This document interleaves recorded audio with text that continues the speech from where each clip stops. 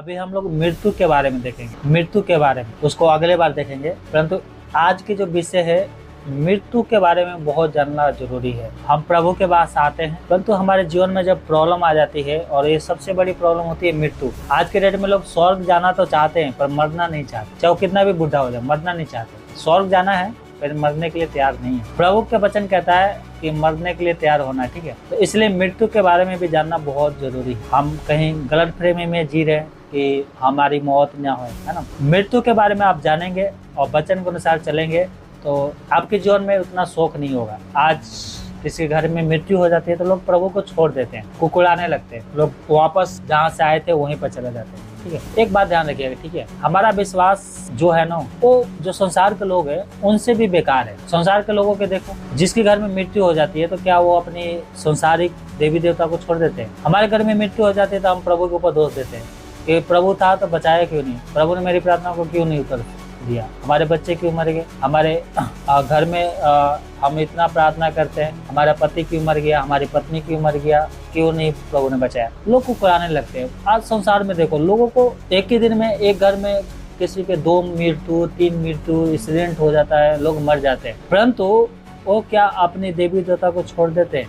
नहीं। 1 साल तक क्या करते हैं, उनका रीति रिवाज रहता है, 1 महीने 2 महीने वो नहीं करते हैं रीति रिवाज, लेकिन बाद में क्या है, उसी देवी देवता के नाम से काम क्रिया करेंगे, उसी देवी देवता के नाम से क्या पूजा भी स्टार्ट करेंगे। क्या वो अपने घर से मूर्ति निकाल के बाहर फेंक देते हैं? क्या फोटो को पूजा करना या धूप बत्ती दिखाना क्या बंद कर देते हैं? नहीं। भले उनका कितना भयंकर भी मृत्यु हो, वो अपने देवी देवता को नहीं छोड़। आज यीशु मसीह के लोग कुकुड़ा के यीशु मसीह को छोड़ देते हैं। यीशु मसीह को छोड़ना अनंत जीवन को छोड़ना है। हमारा विश्वास कैसा है हमें जांचना चाहिए अपने आप। इससे अच्छा विश्वास तो उन लोगों का है जिनके द्वारा उद्धार नहीं हो सकता, जिनको स्वर्ग में ले जाने का कोई अधिकार नहीं है, उन देवी देवता को वो लोग पूजा पाठ करते हैं। एक घटना अभी 6-7 महीने पहले की बात, एक लड़की ने अपनी बहन की शादी ठीक करवाई। ये बिहार का है, गाँव मैदाना का है ये घटना, जो भोजपुर जिला में पड़ता है, ठीक है। पता है, उसने शादी ठीक करवाया और मजाक में इन लोगों ने कहा कि चलो शादी तो ठीक हो गया, हम चलते हैं घूमने के लिए। कहाँ पर? विंध्याचल, जो ये बनारस के बगल में पड़ता है। वहाँ पर एक देवी है, वहाँ पर बहुत से लोग आते हैं घूमने के लिए। वो आ रहा था और पता है गाड़ी में 5-6 लोग थे।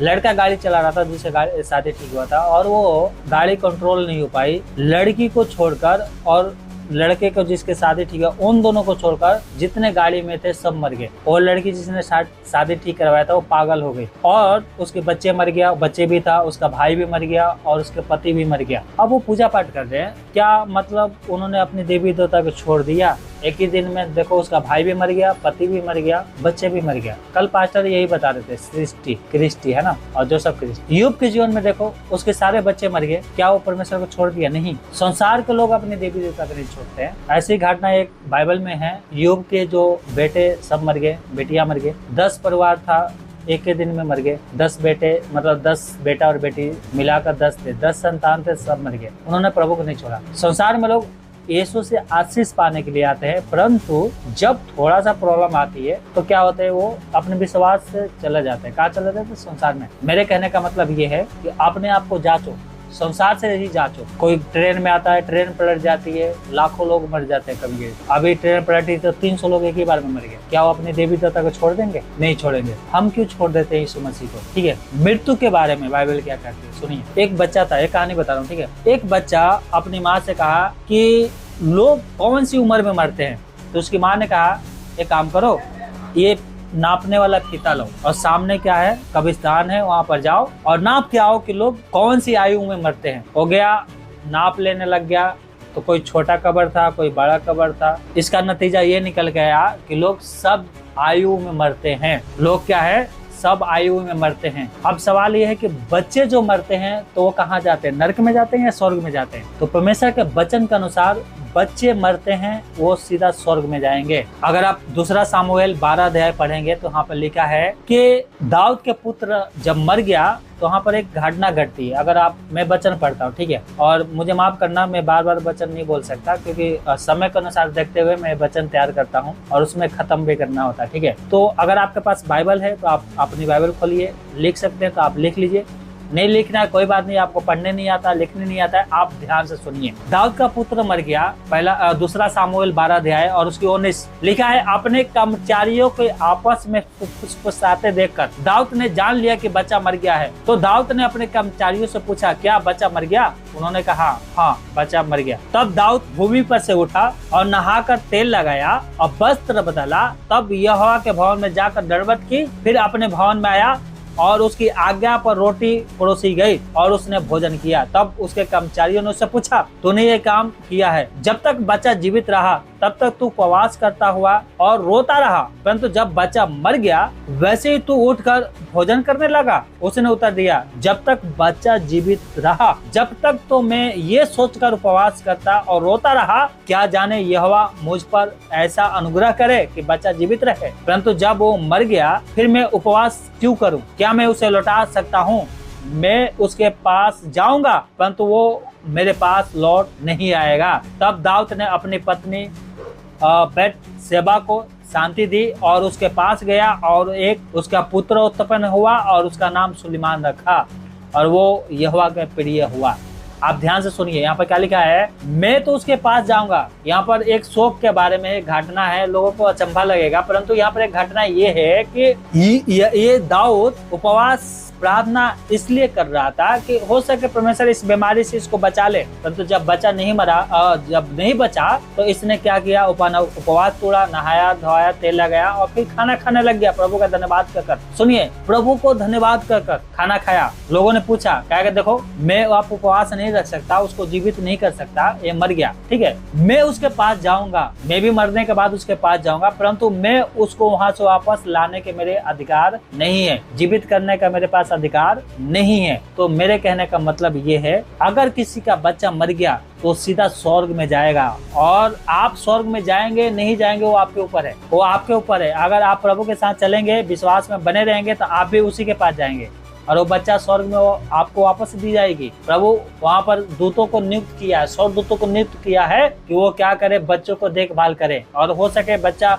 आपकी उम्र के समान भी हो जाए, है ना, या हो सके छोटा भी रहे, इसके बारे में मैं नहीं बताना चाहता। लेकिन मेरे हिसाब से जो बच्चा जिस आयु में मरेगा उसको उसी आयु में बच्चा उसको वापस दिया जाएगा, क्योंकि बाइबल कहती है वो वहाँ के एक दिन और यहाँ के 1000 दिन के बराबर है।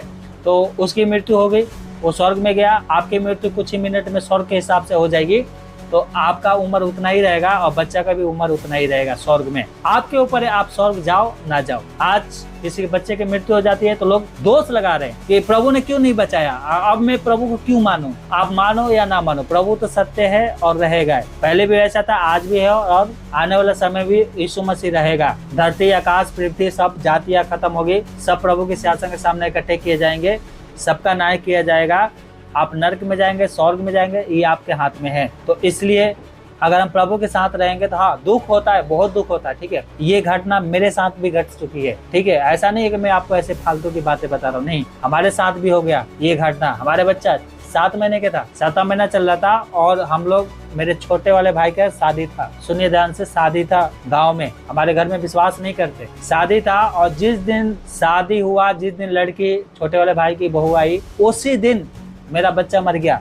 और बहुत से लोग बोल रहे थे, देखो यीशु मसीह को मानता है ना, दूसरे के लिए प्रार्थना करता है, लोग ठीक हो जाते हैं, इसके साथ ये घटना घटा है ना, यीशु मसीह ने नहीं बचाया। पता है सबका एक ही जवाब था, कोई बात नहीं, बच्चा मरा है, हमारी गलतियों की वजह से मरा है या हमारे पाप की वजह से मरा है, कुछ भी समझ लो, लेकिन मेरे को विश्वास है कि मेरे को प्रभु फिर आशीष देगा। तो लोग बोल रहे थे कि ऐसे ही मतलब तसल्ली के लिए बोल रहा है, और कुछ परमेश्वर के दासों लोगों ने भी बोला कोई बात नहीं, प्रभु आपको फिर आशीष देगा। और प्रभु ने क्या किया, मुझे फिर आशीष दिया। जैसे दाऊद को उसका बेटा मर गया और उसके बदले दूसरा क्या है सुलेमान दिया परमेश्वर ने, उसी प्रकार से मेरा बेटा सामुएल था, प्रभु के पास चला गया, वो तो मुझे स्वर्ग में मिलेगा, और उसके बदले परमेश्वर ने फिर मेरे को आशीष दिया, और उसका नाम क्या है, दानियल, है ना। और उसका 1 तारीख का क्या है, बर्थडे भी आ रहा है, ठीक है। 1 तारीख को जो मीटिंग हो रही है गुड़गांव में, उसमें क्या है, प्रभु का धन्यवाद हो कि इतने लोग इकट्ठे होंगे और उसमें इसका बर्थडे भी आएगा, है ना। तो प्रभु आशीष दे इस बच्चों को। कहने का मतलब यही है, अगर हम विश्वास बना के रखेंगे तो प्रभु ने हमें आशीष भी रखा है, इतना ध्यान रखिए। क्या लिखा है प्रकाशित बकाया 21:4 में? प्रकाशित बकाया 21:4 में लिखा है, और वो परमेश्वर उनकी आंखों से सब आंसू पोंछ डालेगा। उनकी आंखों से सब आंसू क्या कर देगा? पोंछ देगा। और इसके बाद ना मृत्यु रहेगी, और ना शोक, ना विलाप, ना पीड़ा रहेगी। पहली बातें जाती रही। हालेलुया। अभी बच्चे मरते हैं, अभी नौजवान मरते हैं, अभी बूढ़े मरते हैं, सब मरते हैं, परंतु परमेश्वर क्या करेगा? मृत्यु ही खत्म कर देगा। स्वर्गलोक में कोई बच्चा नहीं मरेगा, कोई किसी का मृत्यु नहीं होगी। जब हम अपने विश्वास को बना के रखेंगे तो हम भी वहीं पर जाएंगे, और वहाँ पर कोई मरेगा नहीं। अनंत जीवन क्या परमेश्वर देगा, और अनंत जीवन में क्या है? किसी का मृत्यु नहीं होगी, ठीक है। परंतु जो विश्वास को छोड़कर चले जाते हैं उनके एक ही रास्ता है, और वो है अंधलोक, जिसे आग की झील भी कहा जाता है। आग के झील में जहाँ पर रोना दांत पिसना है। जिस किसी का नाम जीवन के पुस्तक में नहीं मिलेगा वो अंधलोक में डाला जाएगा, आग की झील में डाला जाएगा, दूसरी मृत्यु में चले जाएंगे। परंतु जो प्रभु के साथ चले रहेंगे उनका मृत्यु कभी नहीं होगा। हालेलुया। अनंत जीवन में मृत्यु उनका कभी नहीं होगा। इसलिए मैं कहता हूँ विश्वास के बना के रखना है, कभी खोना नहीं है। आपका पति मर गया, कोई बात नहीं, आपको मिलेगा। आपका बच्चा मर गया, वो भी मिलेगा आपको, परंतु अपने विश्वास को मत खोइए। हालेलुया। मनुष्य की मृत्यु पता है क्या है? मनुष्य की मृत्यु क्या है पता है? पहला शरीर, आत्मा, प्राण जो होता है ना, ये तीनों ये अलग हो जाते हैं। इसको बोलते हैं मृत्यु। शरीर क्या होता है? कब्र में चला जाता है। शरीर क्या होता है? कब्र में चला जाता है। और आत्मा परमेश्वर के पास चला जाता है। शब्देशक 12 अगर उसकी 7 पढ़ेंगे तो वहाँ पे लिखा है, क्या लिखा है? तब मिट्टी ज्यों का त्यों मिट्टी में मिल जाएगी। यानी शरीर जो ये मिट्टी है वो तो मिट्टी में चला गया, और आत्मा परमेश्वर के पास चला जाएगा। जिसने दिया है, परमेश्वर ने दिया है, आत्मा परमेश्वर के पास चली जाएगी, ठीक है। और मिट्टी ज्यों का त्यों मिट्टी में मिल जाएगी। और प्राण कहाँ जाएगा? प्राण कहाँ जाएगा? अगर आप लूका 16 अध्याय और उसके 19 से 31 तक पढ़े होंगे तो वहाँ पर लाजर और धनवान की एक कहानी है। लाजर मर गया, अब्राहम के गोद में गया। धनवान मरा, कहाँ गया? अंधलोक में गया। तो जो व्यक्ति, जो दुष्ट व्यक्ति है, अगर वो मरेगा तो उसका जो प्राण है वो सीधा नरक में जाएगा, परंतु धर्मी का प्राण सीधा स्वर्ग में जाएगा, जिसे अब्राहम के गोद उस समय कहा जाता है। अब तो स्वर्ग लोग कहा जाता है। अब्राहम के गोद जो स्वर्ग लोग बराबर ही है ना। तो जो धर्मी लोग, विश्वासी मरते हैं वो सीधा स्वर्ग लोक में जाएंगे, और जो अधर्मी मरेगा वो सीधा नरक में जाएगा। तो इसलिए क्या है, इस बातों का ध्यान रखना है कि हमें जाना कहाँ पर है। हालेलुया। मृत्यु 2 प्रकार की होती है, आपको पता है? मृत्यु जो होती है वो 2 प्रकार की होती है। पहला आत्मिक मृत्यु होती है, और ये संसार के जो लोग हैं सब आत्मिक मृत्यु में सब मरे हुए हैं, और उसको बाइबल में लिखा गया है। उत्पत्ति 2:17 पढ़ेंगे तो वहाँ पे लिखा है, परमेश्वर ने चेतावनी दिया था। क्या दिया था? आत्मिक मृत्यु के बारे में। क्या चेतावनी दिया था? क्योंकि जिस दिन तू उसका फल खाए उसी दिन वैसे मर जाएगा। आदम को परमेश्वर ने चेतावनी दिया था, परंतु आदम ने नहीं माना और फल तोड़ के खा लिया, और उसका आत्मिक मृत्यु होगी, और बाद में शरीर मृत्यु भी होगी उसकी, है ना। दूसरी मृत्यु होती है शरीर की। शरीर की मृत्यु क्या है? उत्पत्ति 4:8 पढ़ेंगे तो वहाँ पर लिखा है, क्या लिखा है? तब कैन ने अपने भाई हाबिल पर चढ़कर उसे घात कर दिया, उसे मार दिया। तो ये क्या है? मिट्टी जो शरीर का बना है, ये क्या है? शरीर के जो मृत्यु है, इसको दूसरा मृत्यु बोलते हैं। ये मिट्टी में मिल जाएगा, परंतु आत्मा सीधा परमेश्वर के पास जाएगा, है ना। तो एक तो आत्मिक मृत्यु होगी, और दूसरा क्या होगी? शरीर की मृत्यु, ठीक है। और मृत्यु का कारण क्या है? मृत्यु का कारण क्या? क्यों लोग मरते हैं? पता है, आदम को परमेश्वर ने मरने के लिए नहीं बनाया था, परंतु गलती की वजह से, पाप के वजह से उसके जीवन में मृत्यु आ गई। तो मृत्यु क्यों होता है पता है? आत्मिक जो मृत्यु का कारण है ना, वो परमेश्वर का आज्ञा ना मानने के कारण होता है। आत्मिक मृत्यु परमेश्वर का आज्ञा है, तो हम जीवित, परंतु आत्मा में मरे हुए हैं। उनके अंदर छल, कपट, लड़ाई, झगड़ा, व्यभिचार सब भरा हुआ है। ये होता है आत्मिक मृत्यु, ठीक है। जिसे याकूब ने भी बताया इस बारे में। याकूब ने भी बताया है इसके बारे में। 1:5 पढ़ेंगे और 1:15 पढ़ेंगे तो लिखा है। याकूब 1:15 पढ़ेंगे तो वहाँ पर लिखा है, फिर अभिलाषा गर्भवती होकर पाप को जनती है, और पाप जब बढ़ जाता है तो मृत्यु को उत्पन्न करती है, ठीक है। अगर हम परमेश्वर से दूर चले जाएंगे तो हम पाप में जीवन जिएंगे, और पाप का एक ही इलाज है, और वो है मृत्यु। और ये दूसरा मृत्यु भी है, ये शरीर में मरेंगे, और दूसरी मृत्यु जो नरक वाला है वो भी अभी बाकी है। तो इसलिए क्या है, अपने आप को ध्यान रखना, ठीक है। एजकल के पुस्तक में लिखा है 18:20 पढ़ेंगे तो वहाँ पर लिखा है, जो प्राणी पाप करेगा वो मरेगा। अब सवाल ये है कि क्या हम लोग क्या, हम नहीं मरेंगे? हम भी मरेंगे। जो प्राणी पाप करेगा वो मरेगा। जो आप प्राणी पाप करके मरेगा वो दूसरी मृत्यु भी उसको दी जाएगी, जहाँ पर रोना और दांत पिसना है। इसके बारे में मैं बता रहा हूँ, ये शरीर के बारे में नहीं बता रहा हूँ। एक और मृत्यु है जो दूसरी मृत्यु है, ठीक है। तो जो प्राणी पाप करेगा वो जरूर मरेगा, ठीक है, ये बात ध्यान रखना। जो प्राणी पाप करता है और उसका प्रतिफल क्या है? मृत्यु। रोमियो 6:23 पढ़ेंगे तो वहाँ पर लिखा है, क्योंकि पाप की मजदूरी क्या है? मृत्यु है। आप पाप करेंगे, परमेश्वर से दूर चले गए, संसार में कैसा भी जीवन जियो, चाहे दारू पियो, चाहे मारो, चाहे चोरी करो, कुछ भी करो, एक और मृत्यु बाकी है और वो है दूसरी मृत्यु। इस मृत्यु से डरने की जरूरत नहीं है, उस मृत्यु से डरो जो अभी बाकी है। हालेलुया। इसमें भी मरोगे और उसमें भी मरोगे। तो इसलिए परमेश्वर कह रहा अपने आपको जांचना है, कहीं कि मैं दूसरी मृत्यु में तो नहीं चला जाऊंगा, अपने आप को जांचना है, ठीक है। इब्रानियों को पुस्तक में अगर 9:27 पढ़ेंगे तो वहाँ पर लिखा है, मनुष्य के लिए एक बार मरना, उसके बाद न्याय का होना नियुक्त है। हालेलुया। लोग मरेंगे, सब मरेंगे, कोई भी नहीं बचेगा, परंतु अभी न्याय बाकी है। यीशु मसीह सफेद सिंहासन पे अभी बैठा नहीं है, अभी बैठने वाला है वो।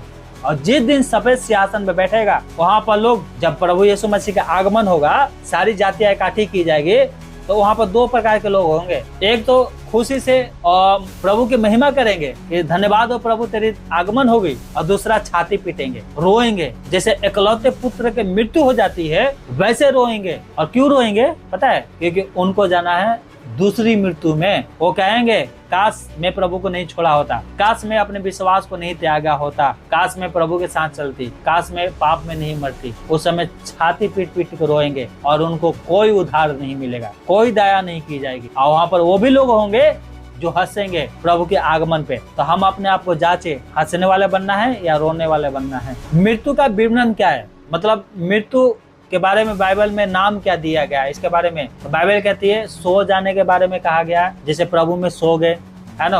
और जैसे यूहन्ना 11:11 में यीशु मसीह ने कहा हमारा मित्र सो गया है, तो प्रभु में सो जाने के बारे में बताया गया है। प्राण को ले लिया जाना, प्राण को ले जाने का मतलब होता है नरक में भेज देना। जैसे एक आदमी था, उसके पास बहुत धन था, उसने कहा कि हे प्राण तेरे पास बहुत सारे धन है। लूका अगर 12:20 पढ़ेंगे तो वहाँ पर इस घटना को लिखा गया है। उसने कहा तेरे पास बहुत कुछ है ना, क्या यीशु के पीछे चल रहा है ना, ऐश कर, कमा इतना धन तो है ही तेरे पास, है ना, जिंदगी भर बैठ के खाएगा, ऐश कर। क्या परमेश्वर कर रहा है? परमेश्वर ने कहा 12:20 पढ़ेंगे, लूका 12:20 पढ़ेंगे तो वहाँ पर कहा हे मूर्ख, इसी रात तेरा प्राण तुझसे ले लिया जाएगा। जो कुछ इकट्ठा किया वो किसका होगा? तो बाइबल कहती है मस्ती करने वाला मत बनो, संसार में जीवन जीने वाला मत बनो। अगर आपका प्राण ले लिया जाएगा तो धन कमा के क्या करोगे? महीने में एक बार प्रार्थना में आते हैं, 2 महीने में एक बार प्रार्थना में आते हैं। जिस धन के लिए आप इतना मेहनत कर रहे हैं उसके लिए आपका प्राण ही नहीं बचेगा तो आपका धन क्या होगा, किस काम का आएगा? इसीलिए प्रभु के साथ अपने जीवन को सही करो, यही जीवन है। हालेलुया। पृथ्वी पर डेरा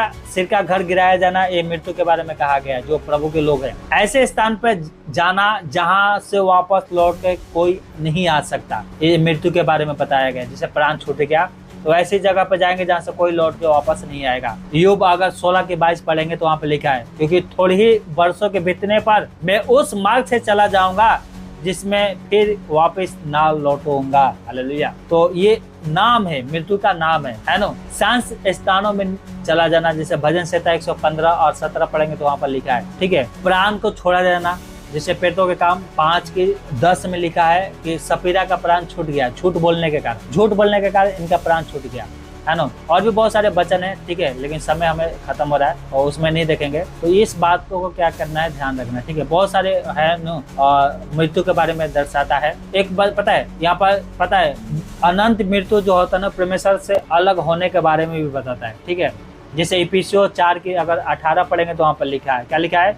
क्योंकि उनकी बुद्धि अंधेरी हो गई है और उनकी अज्ञानता के कारण जो उनमें है और उनकी मन की कठोरता के कारण परमेश्वर के जीवन से अलग हुए हैं, ठीक है। शैतान क्या करता है ना, बुद्धि को अंधा कर देता है, कुछ समझ में नहीं आता इनको। जो ज्योतिमय परमेश्वर से है उनसे लोग क्या है, दूर चले जाते हैं। क्यों दूर चला जाते हैं? धन कमाने के लिए। संसार की चिंता इनको क्या कर देती है, दबा देती है, अंधा बना देती है। जो मौका है उनको बहुमूल्य नहीं समझते। इसलिए क्या होगा, ऐसे लोग परमेश्वर के जीवन से, परमेश्वर के क्या है और करीब से क्या है, दूर हो जाएंगे और उनके लिए कोई क्या है, कुछ नहीं बचे। कितना भी पैसे इकट्ठा कर ले, कितना भी महंगी दवाई खा लें, वो जिंदा नहीं बचेंगे। इतना बात ध्यान रखें। हो सके आपका उम्र बढ़ जाए परंतु मरोगे जरूर, और मरोगे तो इतना ध्यान रखो कि हम अनंत जीवन में जाएंगे या दूसरी मृत्यु के अधिकारी हो जाएंगे। बस यही जांचना है, और वो जांचने के लिए कहीं विदेश में नहीं जाना है और किसी के पास नहीं जाएगा। आपका आत्मा गवाही क्या दे रहा है, आप स्वर्ग में जाएंगे या नहीं जाएंगे? ये अगर आत्मा गवाही दे रहा है तो बिल्कुल जाएंगे, क्योंकि पवित्र आत्मा कभी झूठ नहीं बोलता।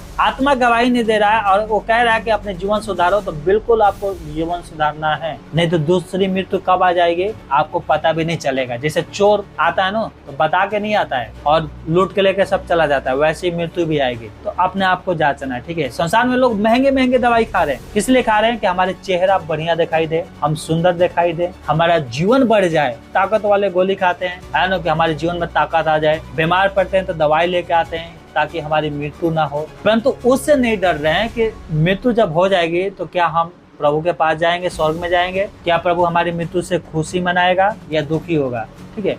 आज इसका उपाय करने के लिए, जीवन को बचाने के लिए विज्ञान बहुत उच्च लेवल पे काम कर रहा है। डॉक्टर बहुत मेहनत कर रहे हैं, दवाइयाँ लिख के देते हैं। विज्ञान खोज कर रहा है कि जीवन को कैसे आगे बढ़ाया जाए, उम्र कैसे आगे लंबा किया जाए, इसका उपचार खोज रहे हैं, निकाल भी रहे हैं, है ना। महंगी महंगी दवाई आ रहा है, आप खाओगे तो आपके शरीर में ताकत आएगी, परंतु ये क्या है पता है? सिर्फ उस दिन को टालना है जिस दिन आपकी मृत्यु होगी। हो सके आज आपकी मृत्यु होने वाली है, आप दवाई खाएंगे, हो सके आज चंगे हो जाएंगे, परंतु कल तो आपको मरना ही है। इसको कोई टाल नहीं सकता। हो सके आप 50 साल के अंदर मरने वाले हैं, परंतु हो सके दवाई वो खा के आपका उम्र 60 साल हो जाए। मैं तो मनाता हूँ कि आपका उम्र 100 साल हो जाए, ठीक है। परंतु मरना तो पड़ेगा, आपको मरना तो पड़ेगा। हमारे लिए मरना निर्धारित है, नियुक्त है, और उसे कोई टाल नहीं सकता। इब्रानियों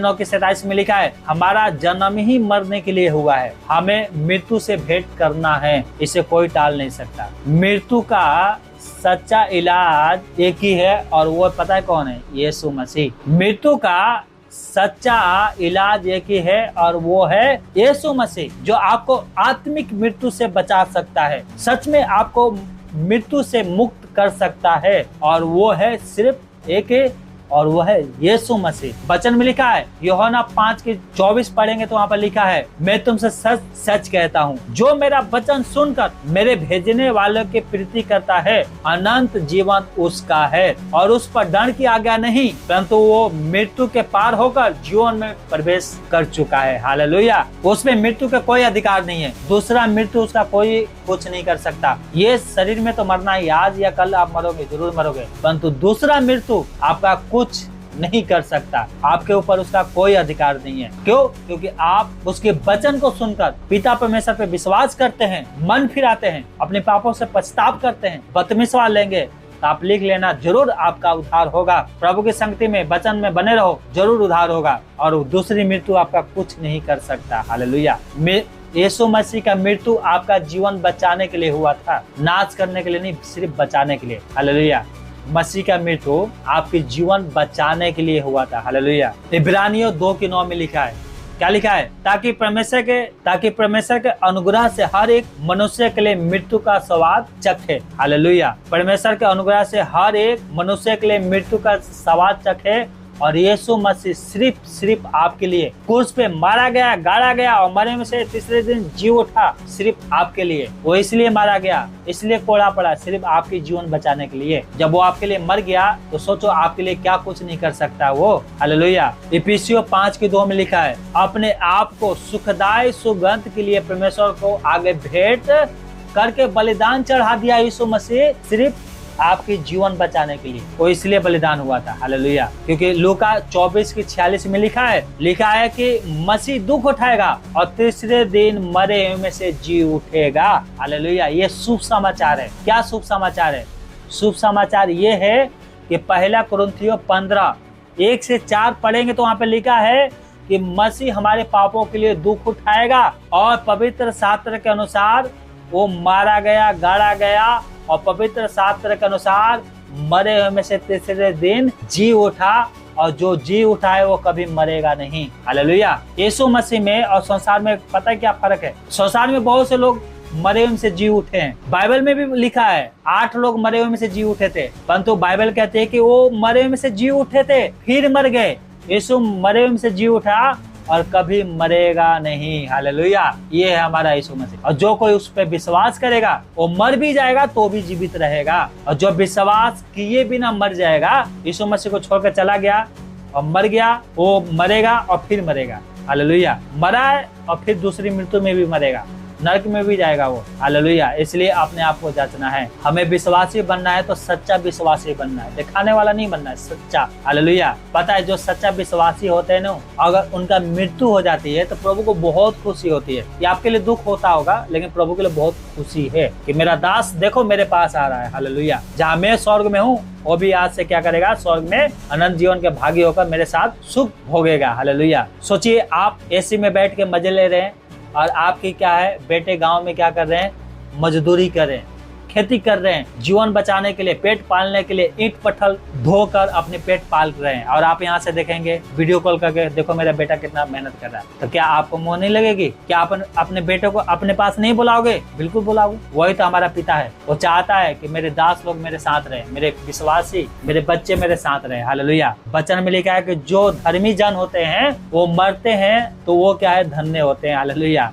क्या लिखा है? भजन संहिता 116 और उसकी 15। क्या लिखा है? यहोवा के भक्तों के मृत्यु उसकी दृष्टि में अनमोल है।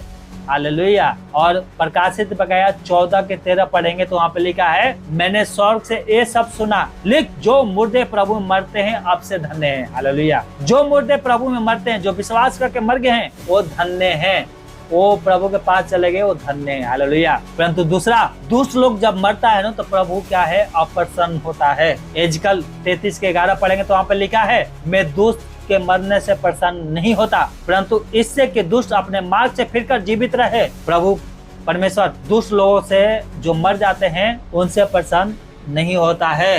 हालेलुया। इसलिए मैं बबलू कुमार आपसे विनती करता हूँ, आज आपसे विनती कर रहा हूँ, अनुरोध कर रहा हूँ कि आप अपने पापों से फिरे, पछताव करें और प्रभु के पास लौट कर आ जाए। हालेलुया। प्रकाशित बकाया 3 की 20 के अनुसार आज परमेश्वर आपके द्वार पर खड़ा होकर यीशु मसीह खटखटा रहा है। क्या आप उसके लिए द्वार खोल सकते हैं? अगर नहीं खोल सकते हैं तो आप मरेंगे और दूसरी मृत्यु में जरूर जाएंगे। मैं आपसे विनती कर रहा हूँ, प्रभु विनती कर रहा है, खटखटा रहा है, आज ही उसके लिए द्वार खोल दीजिए। हालेलुया। आज ही उसके लिए द्वार खोल दीजिए। एक कहानी है, 2 लोग थे, एक का नाम था मुन्ना और एक का नाम अशोक। मुन्ना के शादी हो गया था और उसके 4 बच्चे थे और उसने फॉर्म भरा था फौज में जाने के लिए, वैकेंसी भरा था और उसका वैकेंसी पास भी हो गया, सिलेक्ट भी हो गया। परंतु उस आदमी ने कहा कि मेरे मन नहीं है जाने के लिए, फौज की नौकरी करने के लिए। उसकी गली में एक आदमी नौजवान जिसका शादी नहीं हुआ था और अशोक नाम के आदमी था, उसने कहा कोई बात नहीं, मैं आपके जगह चला जाता हूँ। उसका ये जो लिखा पढ़ी सब हुआ और सरकार ने अनुमति दे दी उसके जगह पर, मुन्ना के जगह पर। और अशोक आदमी गया बॉर्डर पर, आतंकवादियों के बीच में लड़ रहा था और उस भाई का मृत्यु होगी। मुन्ना ने कहा ये मेरे लिए मरा, अशोक मेरे लिए मरा। पता है यीशु क्रूस पर आपके लिए मरा। आज ही उसे अपना उद्धारकर्ता स्वीकार कर लीजिए, पापों से मन फिराइए, लौट आइए, प्रभु के ऊपर विश्वास करिए, बपतिस्मा लीजिए। यीशु मसीह क्रूस पर आपके लिए सिर्फ मरा, वो दूसरी मृत्यु में जाने के लिए नहीं मरा कि आपका प्राण दूसरी मृत्यु में चला जाए। जैसे धनवान व्यक्ति का प्राण दूसरी मृत्यु में चला गया, आज बहुत से दूसरे लोग मरने के बाद सीधा नरक में जा रहे हैं। यीशु मसीह को उस पे सिर्फ इसलिए मरा कि आपका प्राण बचाए हो, आपका जीवन बचाए, ये नहीं कि आप मर जाए और नाश हो जाए। वो मुन्ना नाम के आदमी, मरना उसको था, मरा कौन? अशोक। मरना आपको था, मरा कौन? यीशु मसीह, सिर्फ आपके लिए, आपके जीवन बचाने के लिए। इसलिए आज ही अपनी पापों से पछताव करें, अपने पापों को मान ले, प्रभु के ऊपर विश्वास रखें, जीवन को सुधार ले। दूसरी मृत्यु कब आ जाएगी आप सोच भी नहीं सकते।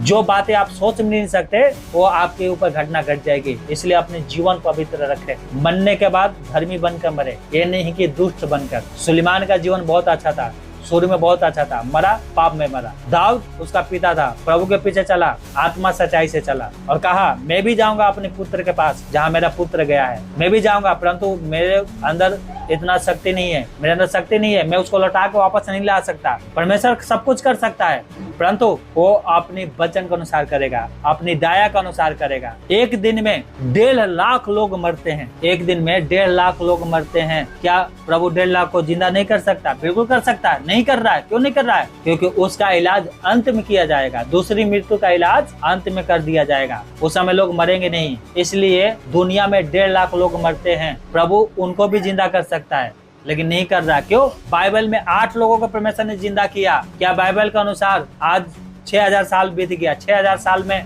8 ही लोग मरे हैं, बाकी सब जीवित हैं? नहीं, अरबों करोड़ों, अभी देखो युद्ध में लाखों लाख लोग मर रहे हैं, उनको जीवित नहीं कर रहा है। उनका भी समय आएगा, जीवित करेगा, परंतु अभी नहीं। बस हम अपने विश्वास को ना खोए। अगर हम अपने विश्वास को खो देंगे तो आपका पति मरने के बाद स्वर्ग में गया है, आप सीधा जाएंगे नरक में, क्योंकि आपने विश्वास को खो दिया। आपका बच्चा स्वर्ग में गया है, आप जाएंगे नरक में। क्यों? क्योंकि आपने प्रभु को छोड़कर चला गया। हमें संसार से सीखना बहुत जरूरी है। जब वो अपनी मूर्तियों को नहीं छोड़ सकते हैं, चाहे उनके घर में कितना बड़ी भी प्रॉब्लम क्यों ना हो जाओ, तो आप क्यों छोड़ते हैं? आप क्यों प्रभु के ऊपर कुकुड़ाते हैं? कुकुड़ाने वाले मत बनो, प्रभु के महिमा करने वाले बनो। यूब के बारे में देखो, कह रहा कि मैं माँ के पेट से नंगा आया था और फिर नंगा ही वहाँ पर लौट जाऊंगा। मैं कुछ हाथ में लेके नहीं आया था, बच्चे बीबी ये सब बाल बच्चे लेके नहीं आया था, पत्नी या पति लेके नहीं आया था, वो प्रभु ने दिया था, प्रभु ने लिया, प्रभु का नाम धन्य है। ऐसे बनो, हालेलुया। कभी भी आपका विश्वास खत्म नहीं होगा। अगर दुख आया है कोई बात नहीं, आशीष भी आएगा आपके जीवन में। हमेशा दुख में नहीं आप जियोगे, आशीष भी प्रभु लेके आता है, ठीक है। जितना बड़ा दुख उससे ज्यादा आशीष। परंतु जो प्रभु को छोड़कर चले जाते हैं उनके लिए एक ही है, और वो है दूसरा मृत्यु, जहाँ पर रोना दांत पिसना है। इसलिए अपने आप को जांचना है और प्रभु के साथ चलते रहना है, कभी विश्वास को नहीं त्यागना है, ठीक है। तो प्रभु आपको आशीष दे। सबको जय मसीह की।